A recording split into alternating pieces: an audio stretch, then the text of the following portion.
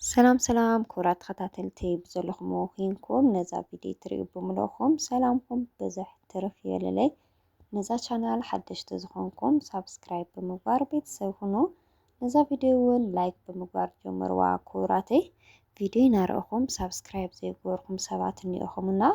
ሳብስክራይብ ንዓኹም ምንም ኣይጎድአኩምን ንሓንቲ ሰከንድ ጥራሕ እያ ንዓይ ግን ስለዝጠቕመኒ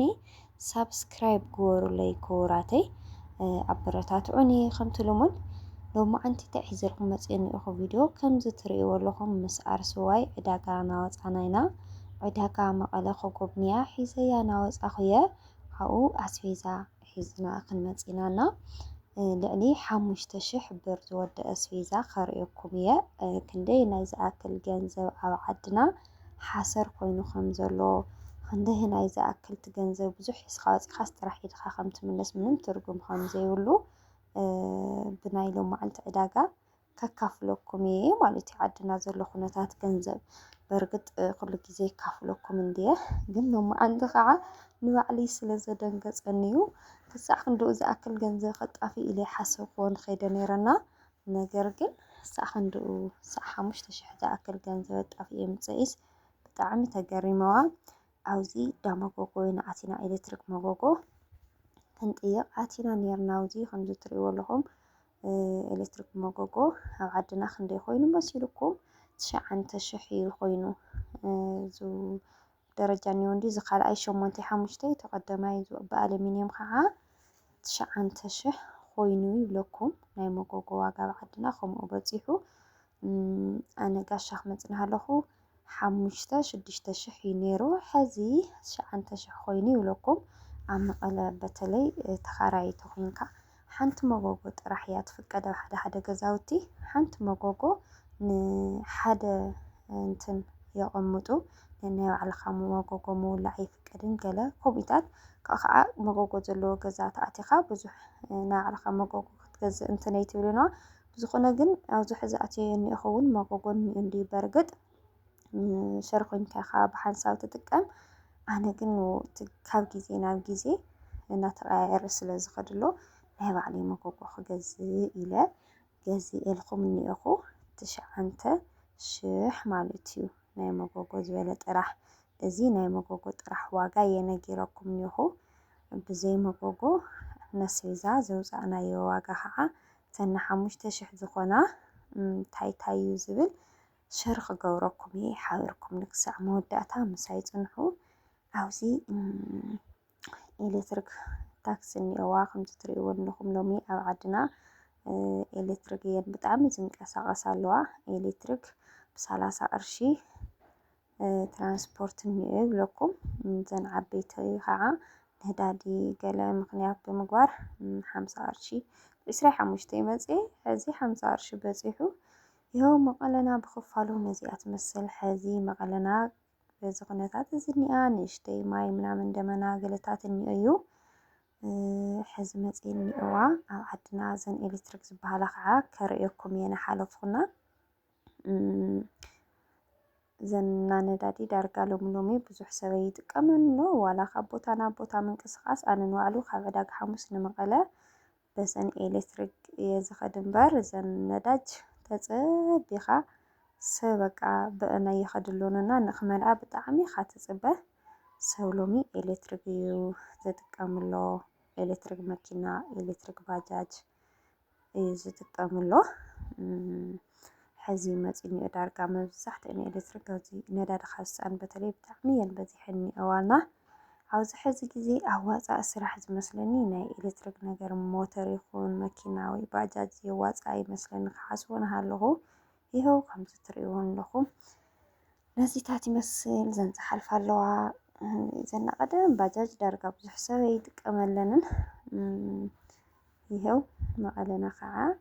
ነዚኣ ትመስል። ዕዳጋ መቐለ እንታይ ይመስል ነይሩ ከመይ ከመይ ዝበለ ነይሩ ዝብል እውን ከርእየኩም እየ ዘመሓተይ እና ኣብ ዓድና ገንዘብ ሎሚ ምንም ሓሰር እዩ ኮይኑ ዝኾነ ሰዓት ኣብ መቐለሲ ሞቺኑ ኣሎ ንናብራኻ ንቁጠባኻ ንኩሉ ነገርስ መቐለ ጥዑም እዩ መቐለ ፅቡቅ እዩ ገለ ኢለኩም ነይረና ሓደ ኣሕዋተይ እንታይ ኮሜንት ጽሕፉ ነይርኩም ዩቱብ ስለ ትሰርሕ ኣለኸ ኢኸ ኢልኩምኒ ዩቱብ ኣብ ኩሉ ይሰርሕ እየ ኣነ ዓድኻ ጥዑም እዩ ዓድኻ ጽቡቕ እዩ ክብል እናሃለኹ ብዘይ ስራሕ ማለት ይኾነ ብዘይ ስራሕማ ዓድና ብጣዕሚ ገሃንም እያ ብዘይ ገንዘብ ዓድና ብጣዕሚ እያ ከባድ ስእነት ተሃልዮ ዓድና ምንባር ብጣዕሚ ይኸብድ ይብለኩም ኣለኹ ግን ናሰራሕካ ብዓቕምኻ ዝኾነ ይኹን ስራሕ እንድሕር ደኣ ሰሪሕካ ብዓቕምኻ ኣታዊ ስለ ተእቲ ኖርማሊ ዓድኻ ንማለት እዩ እምበይ ከምዚ ገንዘብ ንሓሰር ኮይኑ ገለገለ ክብለኩም ንሃልዩኹም ስራሕኩምዎ ስራሕ እውን ብኡ ልክዕ ኣታዊ ከም ትረኽቡ ክትፈልጡ እኒአኩም እምበር እንድሕር ደኣ ገንዘብ ሒዝኩም ኮፍ ኢልኩም ኮይንኩም ከም ዘለዋ ገንዘብ ሒዝካ እንድሕር ደኣ ኮፍ ኢልካ ኮይንካ እወ ብጣዕሚ ከቢድ ዓድና ገንዘብ ምንም ትርጉም የብሉ 100,000 ኣብ ወርሒ እያ ትውዳእ ይብለኩም ስለዚ ትመፁ ትሓስቡ ንሃለኩም ዝኾነ ኣታዊ ክህልወና እኒአዎ ኢልኩም ትሓስቡ እኒአኩም እምበይ ኮፍ ኢልካ ምንባር ዓድና ከቢድ እዩ ይብለኩም ኣብዚ ሄው ዕዳጋ ኣቲና ከምዚ ትሪእዎ ኣለኹም ሞቆ መዳፈጮ ዓኸ ቡና ምናምን እኒኦ ዘይቲ ንእሽተይ ቅንስ ሰቢሉ እኒኦ ካብ ዝሓለፈ ክሳዕ 2,400 ነይሩ ሎሚ 5 ሊትሮ 1,970 ኮይኑ እኒኦ ይብለኩም ናይ ዘይቲ ዋጋ ንእሽተይ ቀኒሱ እኒኦ ካልኦት እውን ከምኡ ገይሩ ይቐንሰልና ቡና ካብ 1,300 ጀሚርካ ክሳዕ 1,700 ነይሩ ለቐነሰ ያው ዘይቲ ይቕንስ ኣብልኒ እምበይ ካልኦት ኩሉ ናወሰኸ እዩ ዘይቲ ግን ዘይት ተፀበኽዎ ነገር ኣነ ኩሉ ግዜ ገዚአ እየ ዘቕምጥና ግን ሎሚ ኣጋጣሚ ገዚአ ፀኒሐስ ግን ቀኒሱ ኣብዚ ብርስን 450 እዩ ኮይኑ ንኪሎ መዳፈ 300 ንኪሎ እዚ ትሪእዎ ኣለኹም ይኸው ዘይትታት ካዶ 1,800 1,900 ዝኦማር ዝበሃል ቀዳማይ ከዓ 2,400 ነበረ 1,970 ኮይኑ ኣብዚ እኒኦ ዘይትታት ብ5 ሊትሮ ብጣዕሚ ይቐኒሱ ብምቕናሶም ደስ ኢሉኒ እዩ ካልኦት ኣቑሑት ካልኦት ነገራት ኩሉ ከምኡ ኢሉ ክቕንሰልና ፀሎተይ እዩ ኣስቤዛ ሰማይ ኮይኑ እኒኦ ኣስቤዛ ብጣዕሚ ከቢሩ ብፍላይ ኮሚደረ ሽጉርቲ ጎመን ሰላጣ እዚታት ብጣዕሚ እዩ ከቢሩ እንታይ ኮይኑ ይፈልጢ ተወቅቲ ዲ ኩሉ ግዜ ከምኡ ኮይኑ ናስቤዛ ነገር እንኳን ያው ብመዓልቲ ይቕንስ ብመዓልቲ ይውስኽ ድዩ ከምኒ ቡና ገለታት ኣቑሑት ተወሲኹ እዩ ዘይምለስ እምበይ ኣስቤዛ ይቕንስ ይውስኽ እዚ ባህርያዊ እዩ እንተ ንኣቑሑትና ሓደ ነገራት ዋጋ ግን ግርም እዩ ዝብለኩም እስኪ ኣብ መጨረሻ ልዕሊ 5,000 ወይ ከዓ 5,000 ብር ዝወድአና ኣቑሑት እንታይ እዩ ዝብል ከርእየኩም እየ ኣብዚ ገዛዚእና ምስ ኣርሰዋይ ከምዚ ትሪእዎ ኣለኹም እናተመለስና ኢና እዚ ዓዲ ሓቂ ዕዳጋ እዩ ይኸው ኣብ ፅርግያ ከይቀረኢ ሰብ ስርሑ ዝሰርሕ ከምዚ ኢላ ምልእልእ ኢላኒ ኣይብለኩም ዕዳጋ ዓድና ኣርሰዋይ ግራኣትይዋ እኒኦ ከም ናይ ዓድና ዝተዘርግሐ ዕዳጋ ዘይምዃኑ ኣብዚ ገዛ ኣቲና ከምዚ ትሪእዎ ኣለኹም ብጣዕሚ ሙቐት ነይሩ ዝናብ ደመናማ ነገር እናሃለየስ ግን ከዓ ፀሓይ ዝመፀቶ ምርር ዝብል ነይሩ እስኪ ኣብዚታት እንታይ እዩ ክሳዕ 5,000 ወዲኡ ዝብል ነገር ከርእየኩም እየ ኮሚደረ 2 ኪሎ 240 ንኪሎ 140 እዩ ቀይስር 70 ቅርሺ ንኪሎ ካሮት 60 ቅርሺ ንኪሎ ዘን ትሪእዎን ኣለኹም መሰበን ንሓንቲ 350 እዩ ንክልቲአን 700 ይኾን ኣለዎ ማለት እዩ ቆስጣ ከዓ ዘን ትሪእዎን ኣለኹም ንእሽተይ ቆስጣስ ክንደይ ትትኾን ፅቡቕ እዩ 50 ቅርሺ ዘን መሰበን እዚአን ከዓ ቀደም ክንደይ ገዲፍኩምዎ ነይርኩም እስከ ኮሜንት ፃሓፉ ሎሚ 350 ኮይኑ እዩ ማለት እዩ ካብኡ ታሕቲ ይርከብን እና ካሮት ኣብዚ ናውፃኽየ ካሮት ከምዚ ትሪእዎ ኣለኹም ንኪሎ 60 ቅርሺ እዩ ኮይኑ ቀይስር እውን ያው 70 ቅርሺ ኮሚደረ 120 ኣነ ኮሚደረ ብጣዕሚ ዝፈቱ ኮሚደረ ክኸብረኒ እኳ ኣይፈቱን ዝሮ 120 ኮይኑ ይብለኩም ካብ ዝኸብር እንኳን ብጣዕሚ ይፀኒሑ ምቕናስ ያው እኒኦ ኮሚደረና ሽጉርቲ ከቢሩኒኦ ኣብዚ ከዓ ድንሽ ናውፃኽየ ዘትርእይዎ ኣለኹም ድንሽ ከዓ ንኪሎ 50 ቅርሺ ድንሽ ይሕዝ ካብዚ ናይ ካልኦት ዕዳጋ ንእሽተይ ቅንስ ዘበለ ድንሽ እኒኦ እዚ ኣብ ዓዲ ሓቂ ዕዳጋ ዝነበረ ዋጋ እዩ። እዚ ብርስን እዚ ከዓ ሚሊኒየም ዝበሃል ቀዳማይ ደረጃ ብርስን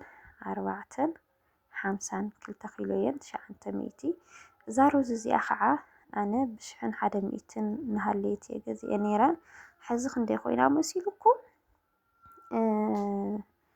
እዛ ሩዝ እዚኣ 1400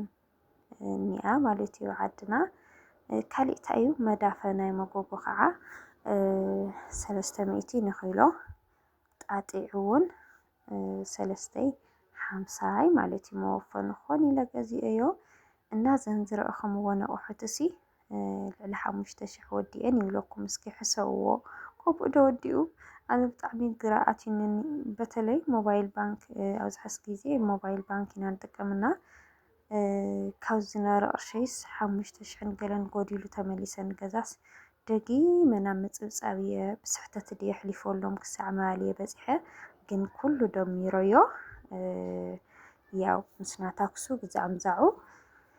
ልዕሊ 5000 ኣጥፊአ ይብለኩምና ይኸው ቅርሺ ዓድና ብጣዕሚ ማነው ሓሰር ኮይኑ እኒኦ ምንም እየኣኽለካን ዓድና ብዘይ ስራሕ ምንባር ማለት ብጣዕሚ ከቢድ ዞም ኣሓተይ እና ኩነታት ዓድና ክትፈልጡ ትደልዩ ኣሕዋተይ ኩነታት ዓድና ኣብዚ ሕዚ ግዜ ከምኡ ኣሎ